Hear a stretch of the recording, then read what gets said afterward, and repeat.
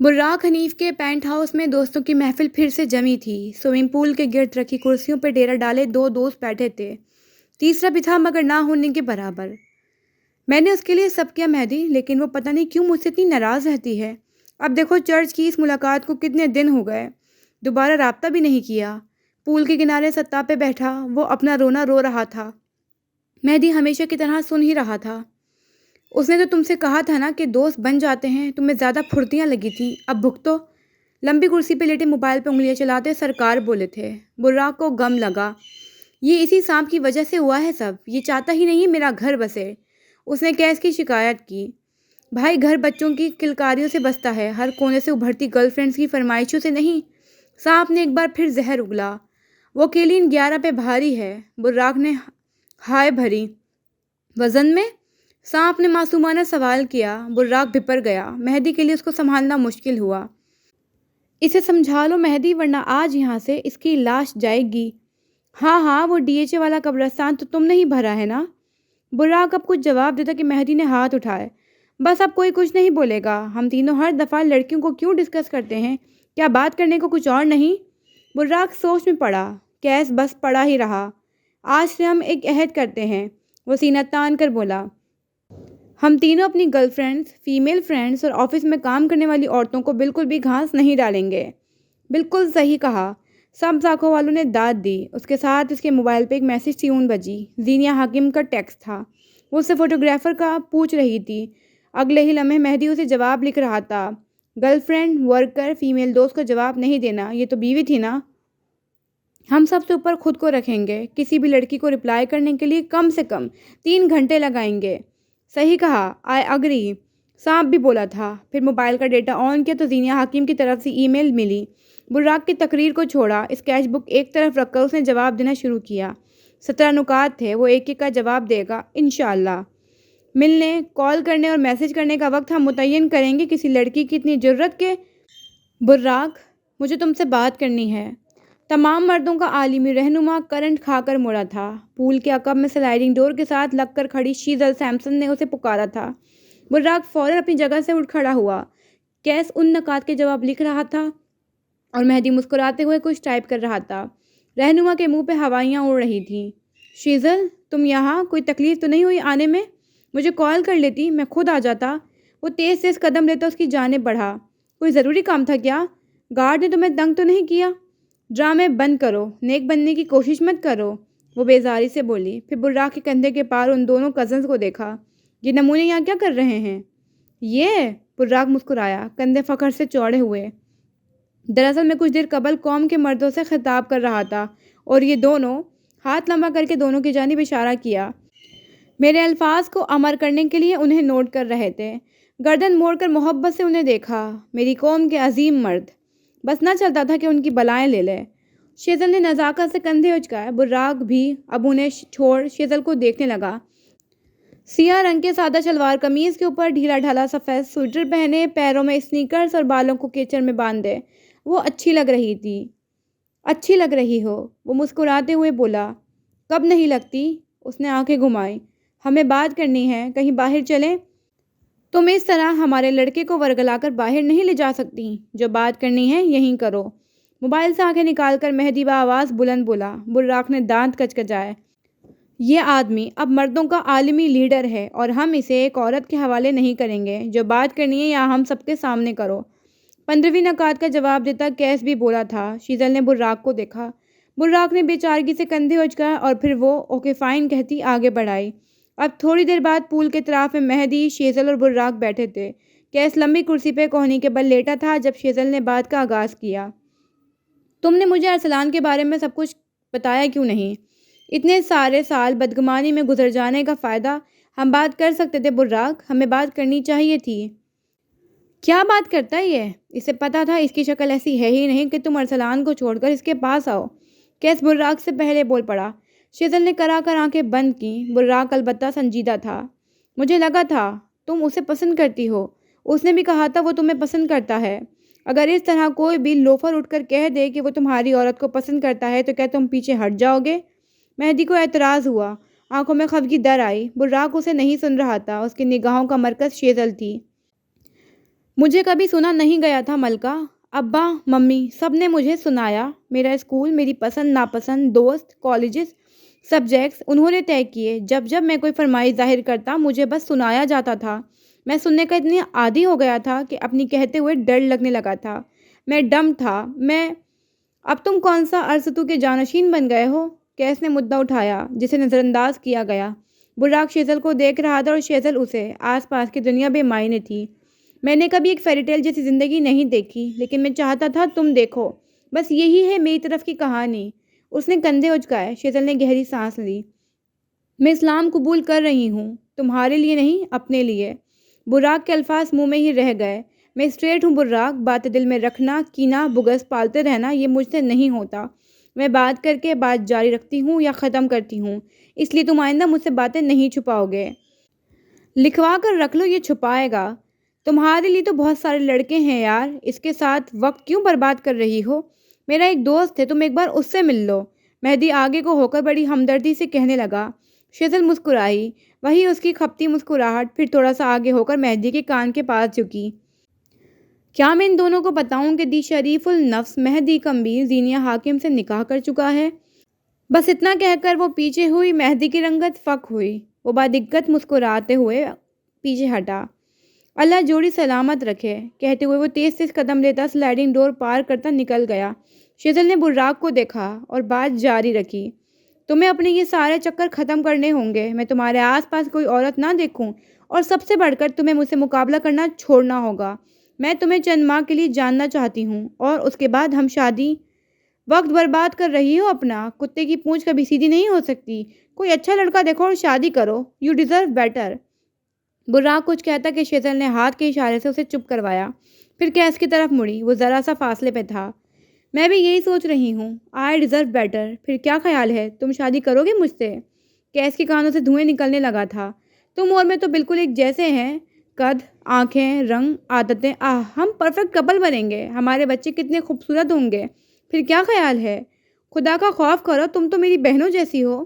وہ سرخ ہوتے چہرے کے ساتھ اٹھ کھڑا ہوا۔ تم اور براق پرفیکٹ ہو، شادی کر لو۔ بغیر ان دونوں کو دیکھے وہ تیز تیز قدم لیتے وہاں سے غائب ہوا۔ شیزل نے دونوں ہاتھ جھاڑے۔ خس کم جہاں پاک۔ وہ براق کی طرف مڑی جو کہ خشمگین نگاہوں سے اسے دیکھ رہا تھا۔ شیزل کو کوفت ہوئی۔ کیا؟ اب تمہیں کیا ہوا؟ میرے سامنے کسی سے اتنی فری مت ہوا کرو، میں تمہیں کسی اور کے ساتھ نہیں دیکھ سکتا۔ اوے چل وے ایڈا تو سالار سکندر۔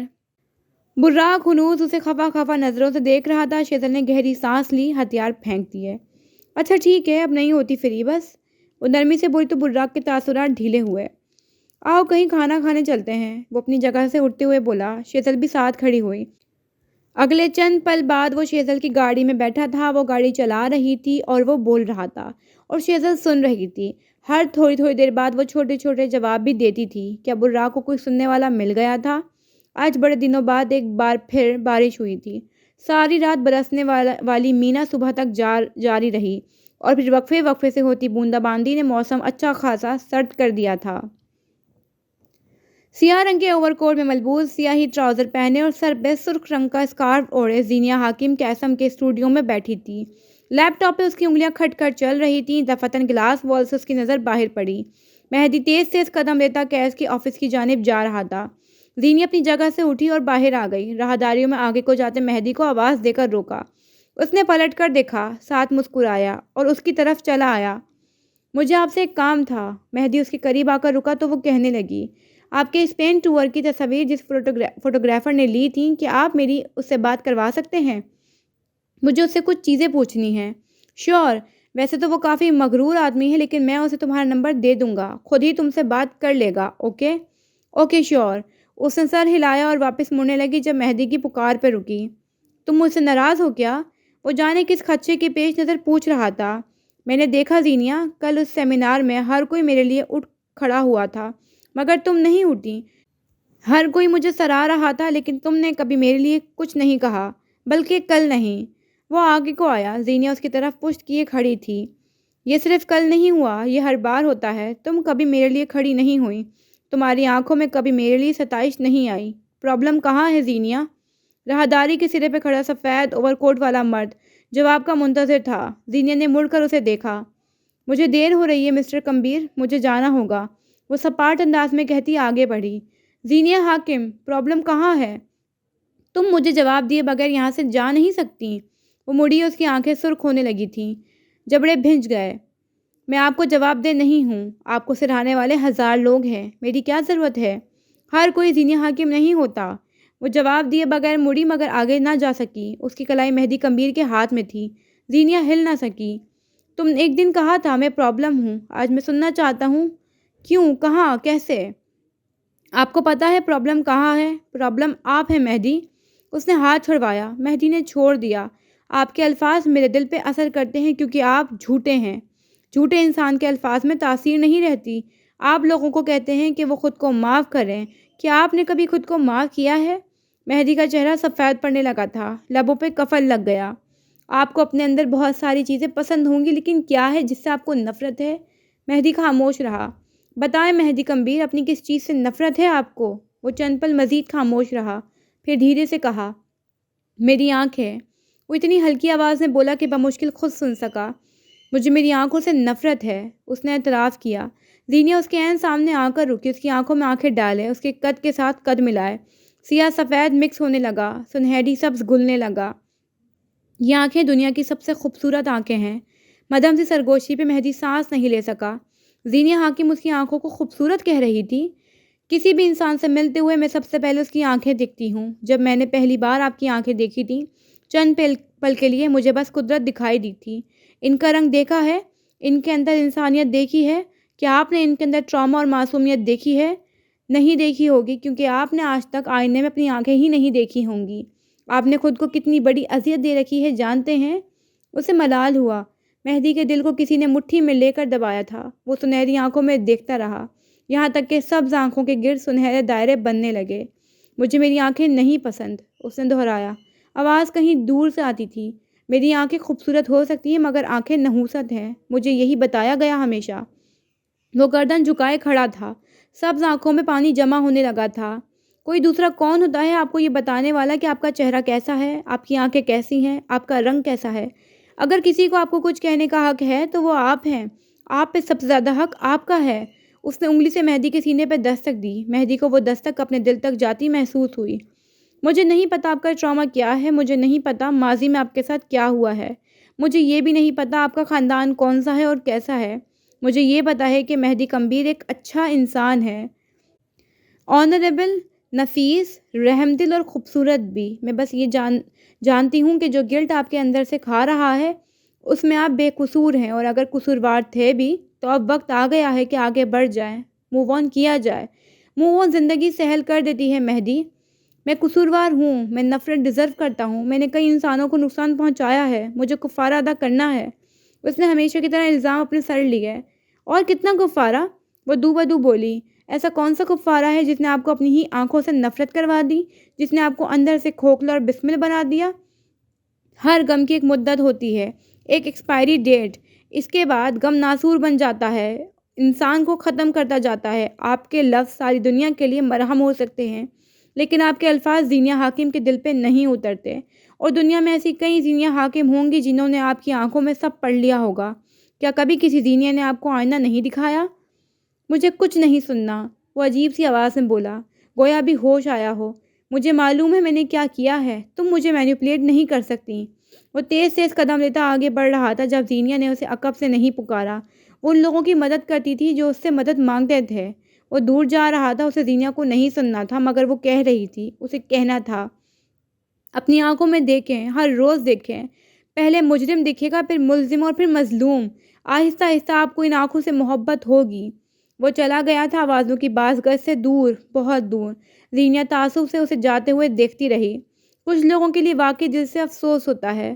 راہداریوں سے دور باتھ روم کے آئینے کے سامنے کھڑا مہدی کمبیر شل تھا، اس کی رنگت نچڑ چکی تھی، آنکھوں کی جوت بجھتی گئی تھی۔ وہ واش بیسن پہ جھکا ہوا تھا، پانی کی بہتی دھار سے ہتھیلی کے پیالے بھر لیے اور چہرے پہ پانی مارا۔ اسے اپنی آنکھیں اور دل جلتا محسوس ہوا، اس کا ذہن کسی اور منظر میں کھویا ہوا تھا۔ ایک سبز آنکھوں والی عورت پلنگ پہ کروٹ کے بل اس کے ساتھ لیٹی تھی، اس کی آنکھیں سبز تھیں، کائی جیسی سبز۔ تمہاری آنکھیں دنیا کی سب سے خوبصورت آنکھیں ہیں مہدی۔ ممی، ان میں کچھ بھی اسپیشل نہیں، دنیا میں کئی لوگوں کی ایسی آنکھیں ہیں۔ بچہ مسکرا کر بولا۔ ہاں، ماں مسکرائی تھی اور جھک کر اس کی آنکھوں کو باری باری چوما۔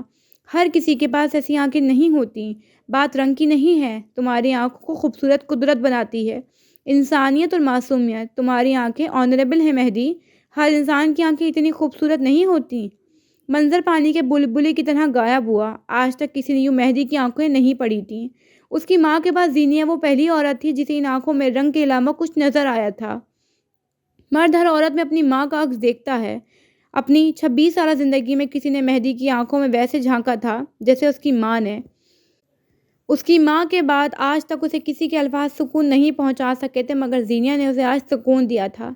وہ جن سوالوں سے بھاگنے کے لیے اس نے 55 ملک گھوم لیے تھے، آج اسے ان کے جواب ملے تھے۔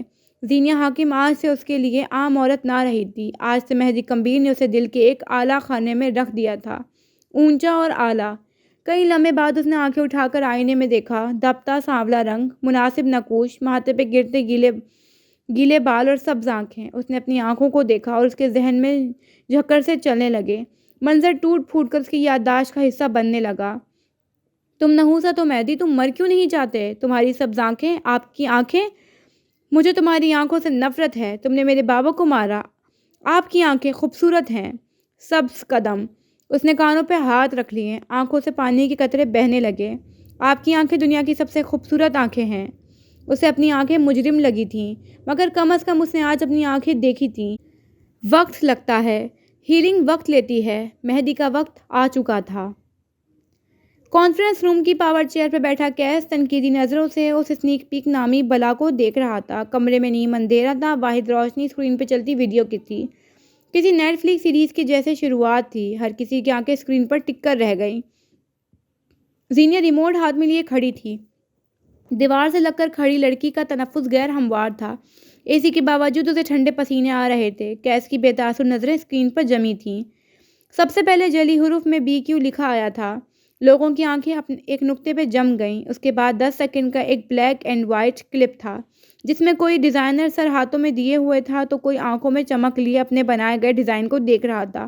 آس پاس کاغذ بکھرے پڑے تھے اور ایک آدمی گردن ٹھلکائے مجسمے کے اوپر چڑھائے لباس پہ موتی لگا رہا تھا۔ کئی ڈیزائنرز کی آنکھوں میں زخمی مسکراہٹ تھی۔ ویڈیو آگے بڑھی، اسکرین پہ ایک بار پھر چند الفاظ آئے۔ قیسم، ایک برانڈ نہیں، قیسم، خواب، جنون، خوبصورتی، بلندی، محبت۔ اسکرین ایک بار پھر سیاہ سفید ہو گئی۔ ہر لفظ کے ساتھ اسکرین پہ ایک سے ایک شاہکار ڈیزائن آ جاتا تھا۔ جس وقت اسکرین پر الفاظ آتے، اسکرین سیاہ و سفید ہو جاتی، پھر اگلے لمحے کوس و قزح کے تمام رنگ چھا جاتے۔ ویڈیو اختتام کو آنے لگی تو قیسم کے تمام ڈیزائنرز ایک ساتھ کھڑے نظر آئے۔ ان سب کی آنکھوں میں چمک تھی، ہاتھ میں کاغذ، قلم، رنگ۔ جلد آ رہا ہے۔ اسکرین پہ آنے والے آخری الفاظ یہی تھے اور پھر اسکرین سیاہ پڑ گئی۔ A short film by زینیہ حاکم۔ آخری الفاظ سیاہ اسکرین پہ سنہرے حروف میں جگمگائے۔ زینیہ نے بے اختیار اپنے دل پہ ہاتھ رکھا، نم ہوتی آنکھیں صاف کیں۔ اسکرین پہ باقی ٹیم کے بھی نام تھے۔ کمرے میں روشنی چھا گئی۔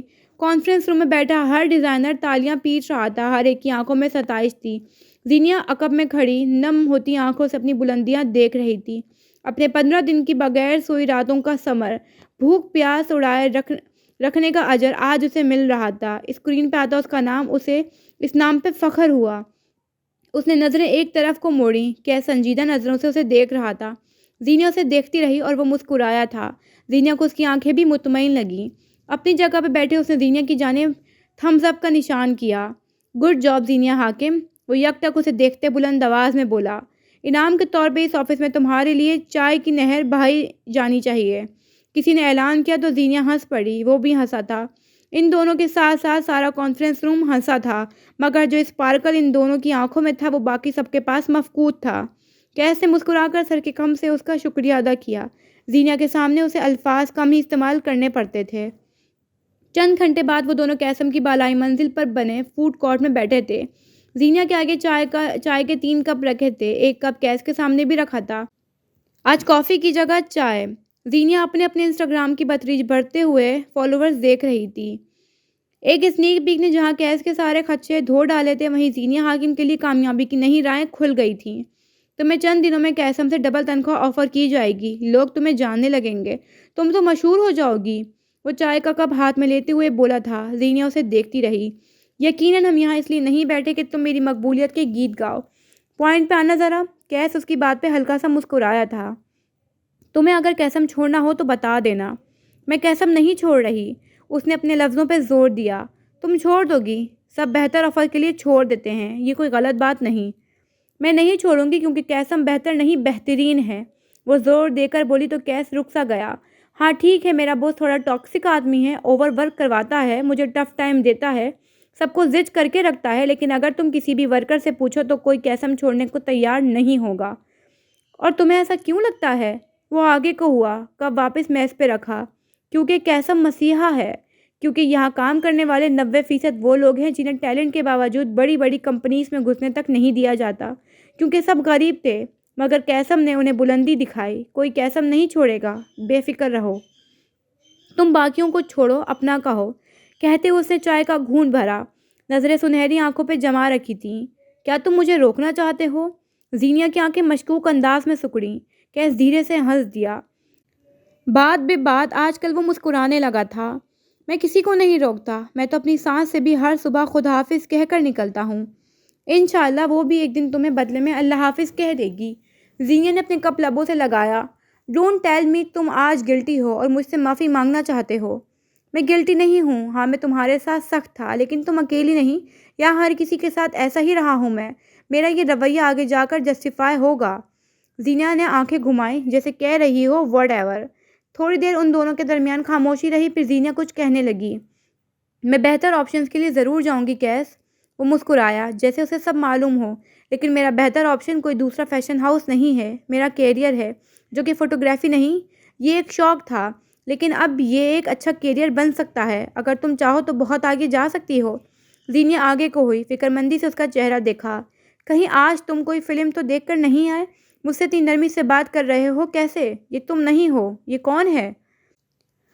तुम मुझे और मैं तुम्हें जानते ही कितना हैं। उसने कुर्सी पे पीछे होकर टेक लगाई। जब तुम पहली बार मुझसे मिली तो तुम मुझे स्टॉकर स्टॉकर लगी थी। अगली दफ़ा तुम ड्रग्स का भरा हुआ बैग लेकर मेरे घर घुस आए, और उसके बाद होने वाले वाक़यात भी कोई खुशगवार नहीं थे। एक स्टॉकर और स्मगलर के साथ मेरा रवैया कैसा होना था? वो हुनूस मुस्कुरा रहा था, मगर आज उसकी मुस्कुराहट तबीयत पे अच्छा असर छोड़ रही थी। आज तुम्हारी ऐसी बातें सुनकर पता नहीं क्यों मुझे लगता है तुम्हारा ताज़ा ताज़ा ब्रेकअप हुआ है और तुम्हारी अकल ठिकाने आ गई है। जीनिया ने कुकीज़ उठाकर कुतरना शुरू किए। कैसा मैं उसे कोई कुछ भी कह सकता था। ब्रेकअप के लिए एक अदद ताल्लुक़ का होना ज़रूरी है, कैस जताकर बोला। डोंट टेल मी कि तुम इस भरी दुनिया में अकेले हो। अकेला नहीं, रिजर्व्ड हूँ। इसका क्या मतलब हुआ? मैंने कहा ना, अभी तुम मुझे जानती ही कितना हो। आहिस्ता आहिस्ता समझ जाओगी। अपना कप ख़त्म करके मेज़ पे रखा और जीनिया के आगे से एक कप उठा लिया। तो फिर जान लेते हैं, क्या ख्याल है? जीनिया ने पेशकश की। कैसे जानूं कि बहुत जल्द तुम कसम छोड़कर चली जाओगी? जाने वो बार बार उसके जाने का जिक्र क्यों कर रहा था? शायद वो कोई अंदिया चाहता था। तुम अभी मुझे जानते नहीं, वरना मेरे बारे में ऐसा ना कहते। जीनिया ने उसके अल्फाज उसे लौटाए। तो फिर जान लेते हैं, क्या ख्याल है? वो उसे देखते हुए बोला था। जीनिया ने सोचने की अदाकारी की, फिर उसकी आंखें चमकीं। ठीक है, फिर ऐसा करो, सबसे पहले मुझे ये बताओ कि तुम जन बेजार क्यों मशहूर हो? और अगर तुम वाकई ऐसे हो तो तुम्हारे ऑफिस की गिनी चुनी औरतें तुमसे खुश क्यों हैं?